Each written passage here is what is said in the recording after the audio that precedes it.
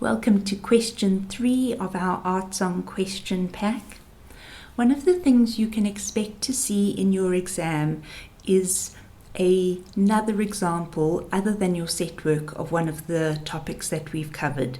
So over here, for example, we have an art song, but it's not our set work.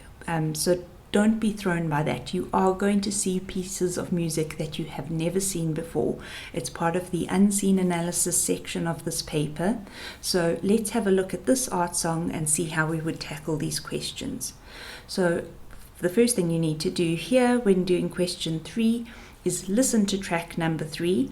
I'm not going to try and attempt the German name here, but the English translation is In the Lovely Month of May. And it asks us to study the score on the following pages, and then we are given the original German text as well as an English translation. So have a listen to that track and take a look at the score. Question 3.1 asks us to suggest a possible composer for this piece other than Franz Schubert. So obviously, having listened to this piece of music, we can see that it is from the Romantic era. So here we would list any one of the Romantic composers who are known for writing art songs. So here you can list Schumann, Brahms, Wolf, Liszt. Any one of these composers would be an acceptable answer here. Question 3.2 asks us to briefly discuss the contradiction between the words and the music. So here we've got two parts to this question. We've got to obviously look at the words and then the music and then the misalignment between the two that they've mentioned. So let's start with the words. So this poem talks about the lovely month of May. So lovely is an important adjective there for us. It also talks about bursting buds and singing birds. So also lovely sort of imagery that the poem is creating there. And the poet also mentions that his love bursts forth and there's a sense of longing and yearning. So that's what the words of the poem tell us.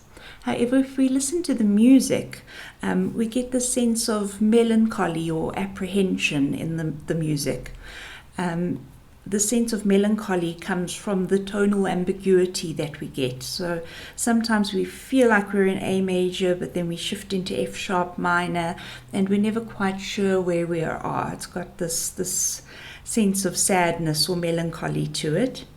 And the apprehension comes from the notes that are tied over bar lines. So even though we're in quite a strict time signature, we get this sense of push and pull in the music.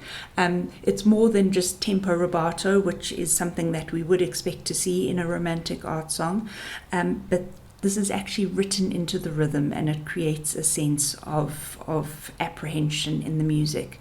So as you can see, we've got all this lovely imagery in the poem of love and bursting forth and singing birds, but the music has this melancholy and apprehension, and that's where the contradiction lies.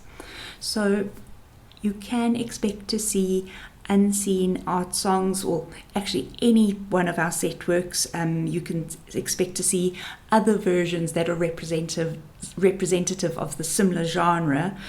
So don't be thrown by that. You have all the skills you need to analyze these.